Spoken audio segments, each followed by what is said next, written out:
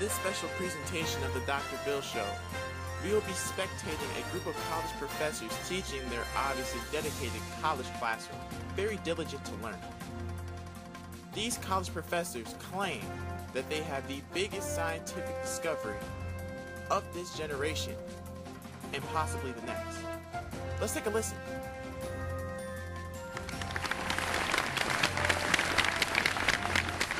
Alright, what's up, class? Got a special presentation for you today. If you're wondering why I'm dressed like this, it's because it's Casual Friday at the office. You know, I got the chain on, got the rollie on my wrist, you know, I got some Spider-Man socks on. You know, I'm feeling good. But however, I got a nice presentation for y'all today. Today, I came across the most innovative scientific discovery and psychological discovery of this generation, in my opinion. Today, we're going to be talking about thirstiness, the epidemic. What is he talking about? I have no idea. I thought thirstiness was when he slid into the girl's DMs trying to get her. That face a professor makes when he wonders how his students made it to college. So I know a lot of y'all be thinking, hey, you just making this up so you can get on TV. Well, on the contrary, it actually is a thing. It's called psychogenic polydipsia. Psychogenic means that it has a psychological origin, and polydipsia means that you're thirsty, as I don't know what, over some sort of psychological disturbance. So when you combine the two together, you know, use PEMDAS, you know what I'm saying, move the one over. If you combine psychogenic and polydipsia, you get having a great thirst over something that is or what is deemed a psychological disorder. Hold up, I got one question. Is it deadly? So I'm glad you asked, Bob, and here's the thing. That's one of the most commonly asked questions when people learning about psychogenic polydipsia. And the thing is, it can be deadly. If you're drinking a lot of water in one sitting, all that excess water that you really shouldn't be drinking, I know that sounds weird because water's healthy, but it can't hurt you. All that excess water will dilute the bloodstream of salt, and which will cause your blood cells to actually swell. And when that blood travels through the brain, it will start to, make further complications, and that's what they call hyponatremia. However, people who are diagnosed with psychogenic polydipsia usually don't have hyponatremia. In fact, they don't have any physical, complication whatsoever. However, on that note, it can make some psychological problems. So the violent actions of drinking water, I'm kind of thirsty a little bit.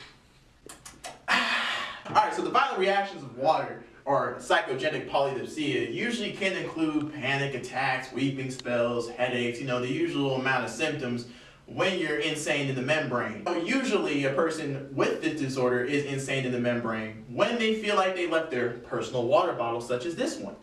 Or if they feel like they don't have enough water in their system, their throat might start to feel dry, and they might start to feel tired, or they might start exhibiting this plethora or this list of symptoms.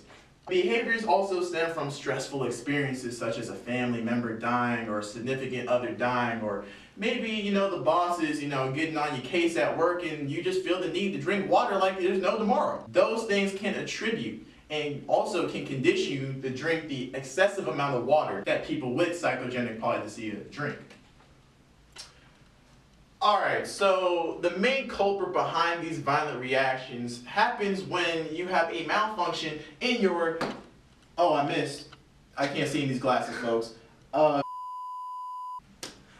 so the main culprit of these violent reactions is this little thing right here in the back of your brain called the ventral medial and the lateral hypothalamus.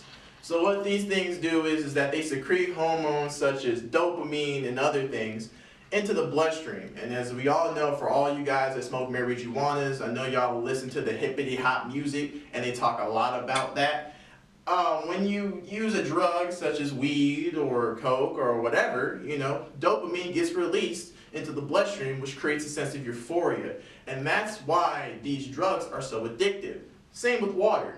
Like I said, the ventral medial and lateral hypothalamus release hormones when you're doing something like eating and drinking. So, technically we could all be addicted to water if we just drink a lot of it and find some sort of stimulation from it. But, the subject can respond to drinking water in an excessive heft in different ways, and I will go over these ways in the next slide.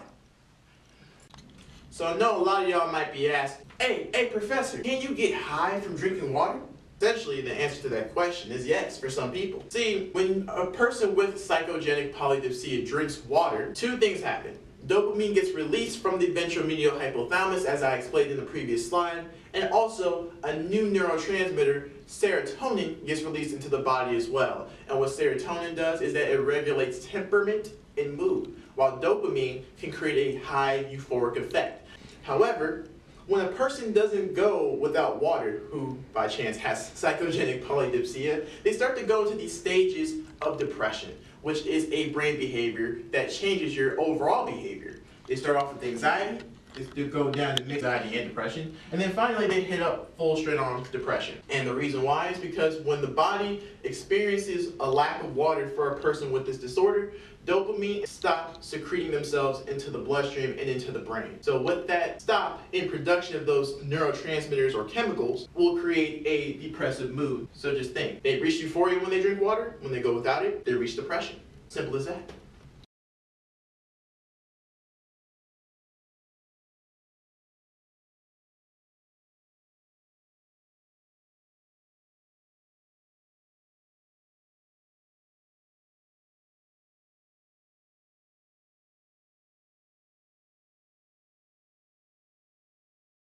So, if we apply the classical conditioning principles to the addiction of water, we have four principles: controlled stimulus, controlled response, and uncontrolled response. With the uncontrolled response to being addicted to water, it would be drinking water whenever you're stressed out by the uncontrolled stimulus, which is being stressed at work.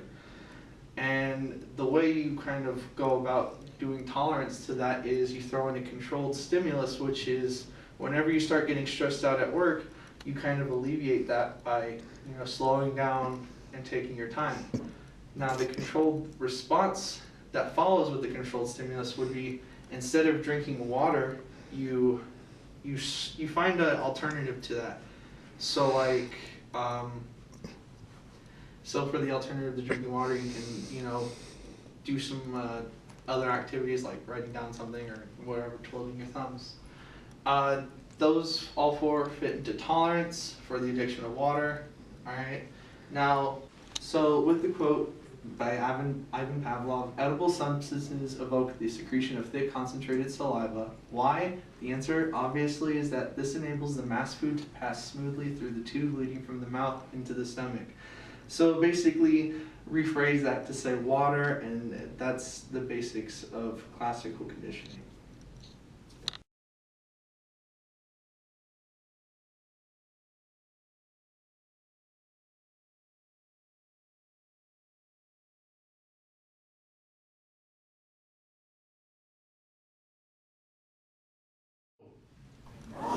You imbecile, you're teaching this all wrong! Go away! Okay, so part of being addicted to water, there are different types of treatments, but they aren't very popular, as being addicted to water is not very popular. One of the main ones tried to use is therapy. So therapy is just where they go in once a week or every couple days and they talk to someone about it, why they're addicted, why they have this issue.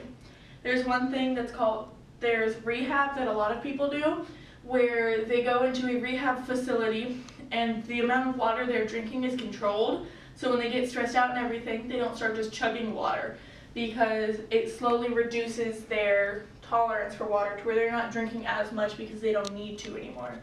There's family support, which is huge, where if the family can support them and be there for them, it reduces the likelihood that they drink water when they're stressed. And the last one is naltrexone, which is a monthly injection given by a doctor that isn't very commonly used but can be every once in a while, that blocks opioid receptors that are involved in drinking and craving the addicted substance. So in this case it would be water, and a lot of times it can be used for alcohol. It's almost given as a reward to stop the relapsing.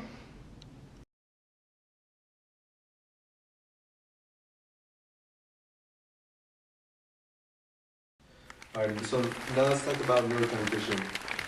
Neurotransmission is when neurons in your head or in your body release this chemical reaction where neurotransmitters such as serotonin, dopamine, oxytocin shoot down through the neuron, first from its axon to then to its terminal buttons, all the way to the receiving synaptic neuron. Now, when it comes to water addiction, serotonin is found a lot in the body, and it especially regulates body temperature, sleep, mood, pain, and even your appetite. And because it affects all these bodily functions, having a high level of serotonin will make you thirsty.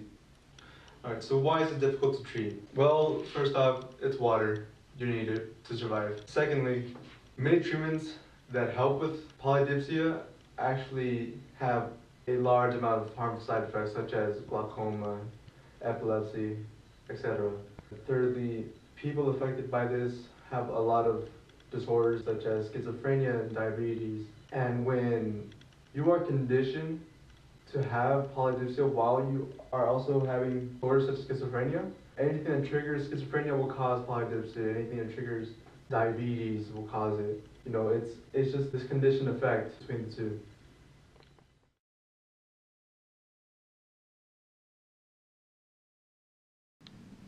So you telling me that when people get stressed out, they start drinking water like crazy? Man, that's crazy. Well, I'm still stuck on the fact that you still get high off that. That's what I'm saying.